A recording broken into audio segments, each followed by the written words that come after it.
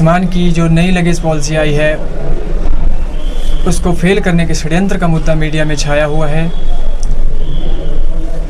जिसमें कि इस मामले में रिकांगपिओ इकाई के 2 परिचालकों को बर्खास्त कर दिया गया है और उक्त मामले में जो 2 परिचालक बर्खास्त हुए हैं वो परिचालक हम दोनों हैं। आज बड़े दुख के साथ, ना चाहते हुए भी मुझे मीडिया के सामने आना पड़ रहा है, क्योंकि अगर मैनेजमेंट मीडिया में इस तरह के आरोप हमारे ऊपर नहीं लगाता तो शायद हम भी मीडिया में नहीं आते। आपको पता ही होगा कि पिछले कुछ दिनों से मीडिया में HRTC की नई लगेज पॉलिसी जो कि आई है वह लागू हुई। उस दौरान निगम की छवि पर भी काफ़ी सवाल उठे और ऐसे कई मामले सामने आए जिससे निगम की आलोचना पूरे प्रदेश भर में हुई। हम भी इसी विषय को लेकर अपने व्हाट्सएप ग्रुप पर केवल अपने परिवार के सदस्यों के बीच यह चर्चा कर रहे थे, ना कि किसी ऐसे सार्वजनिक प्लेटफॉर्म पर इस बात को कर रहे थे कि जिससे जनता के बीच गलत संदेश जाता और निगम की छवि जिससे कि खराब हुई हो। उन्हीं चर्चा के आधार की कुछ प्रतिलिपियों को लेकर और प्रबंधन द्वारा उन्हीं को आधार बनाकर हम दोनों को बिना जांच पड़ताल के बर्खास्त कर दिया गया है। हम आप सभी के माध्यम से मैनेजमेंट से ये पूछना चाहते हैं कि अपने परिवार के बीच में चर्चा करना क्या, व्हाट्सएप ग्रुप में चर्चा करना क्या कोई जुर्म है? अगर यह जुर्म है तो एक कर्मचारी को बोलने का अधिकार कहाँ तक सीमित है? क्या भारत जैसे लोकतांत्रिक देश में एक कर्मचारी को बोलने का अधिकार नहीं है या अपनी बात रखने का अधिकार नहीं है? निगम प्रबंधन ने हमें आतंकवादी घोषित किया हुआ है। हमारा घर परिवार समाज में आना जाना बहुत मुश्किल हो चुका है, जबकि हमने इतना बड़ा कोई गुनाह नहीं किया है जिसकी सज़ा हमें इतनी बड़ी दी गई है। आप सभी के माध्यम से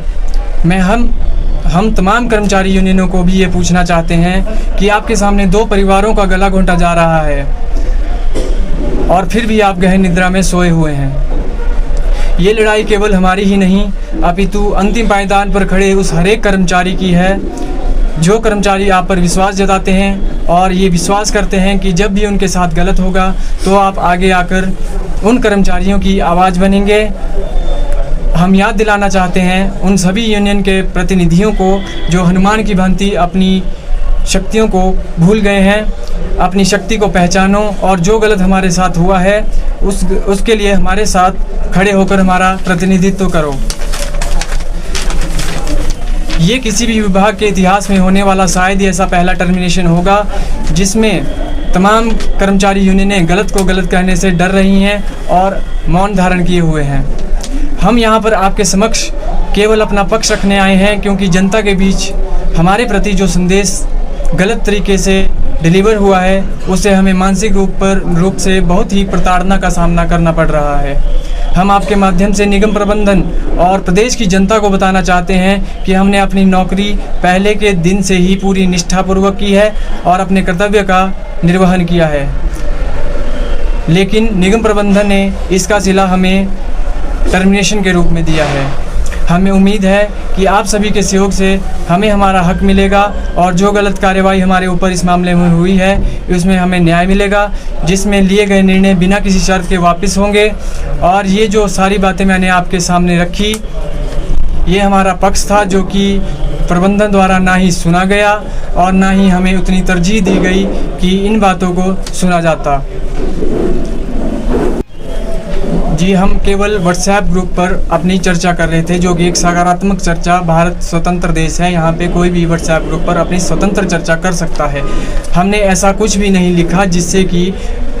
HRTC इतनी बड़ी संस्था की कोई पॉलिसी फेल हो जाए। केवल हम दोनों व्यक्तियों के बात करने से ही अगर इतनी बड़ी संस्था की पॉलिसी फेल हो जाए तो इतनी बड़ी संस्था के बारे में आप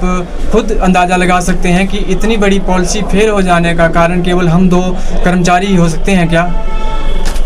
सर, जो ऐसी कोई बिल्कुल मंशा नहीं थी कि हम ऐसा करेंगे। हम अपनी एक सकारात्मक चर्चा जो भी पूरे दिन घटनाक्रम के बाद होती है केवल वही कर रहे थे और हमारा ऐसा कोई भी इंटेंशन नहीं था कि इसमें किसी भी तरह से हम किसी को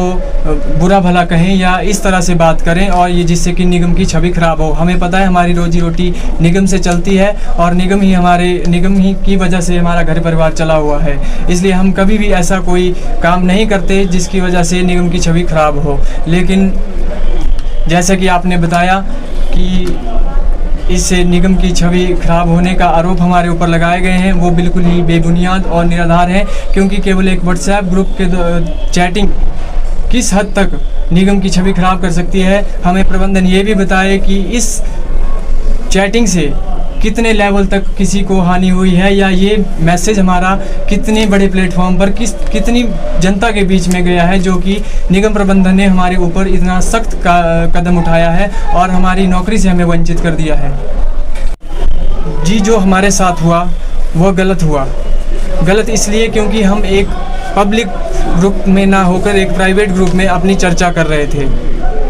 जो कि हमने किसी के बारे में ऐसी कुछ गलत बात नहीं कही थी, केवल चर्चा, एक सकारात्मक चर्चा उस विषय के ऊपर कर रहे थे, क्योंकि हम निगम के कर्मचारी हैं। हर रोज़ हमें इन उलझनों से लड़ना होता है, क्योंकि जब भी कोई पॉलिसी आती है तो उसका सबसे पहला प्रभाव जिस व्यक्ति पे पड़ता है वो निम्न स्तर का जो कर्मचारी होता है उसी पर पड़ता है। और हम अपनी फीडबैक जिस तरह से दे रहे थे उन्हीं बातों को आधार बनाकर, कुछ बातें ऐसी थी जिनको आधार बनाकर हमें टारगेट किया गया है, हम दोनों को ही टारगेट किया गया है। मुझे प्रदेश के उप मुख्यमंत्री और हमारे ट्रांसपोर्ट मिनिस्टर से भी पूरी उम्मीद है कि वो इस मामले में हमारी बात, हमारा पक्ष सुनेंगे और जो हमेशा कर्मचारियों के हितों की रक्षा के लिए आगे आते हैं, ऐसे माननीय मुख्यमंत्री जी से भी हमें पूरी उम्मीद है कि हमारी इस मामले में पूरी सहायता करेंगे।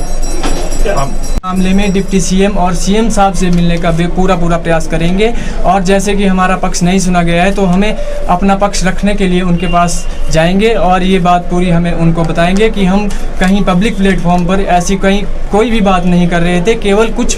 जो स्क्रीनशॉट की प्रतियां हैं उनके आधार पर हमारे ऊपर इतना बड़ा फैसला ले लिया गया है।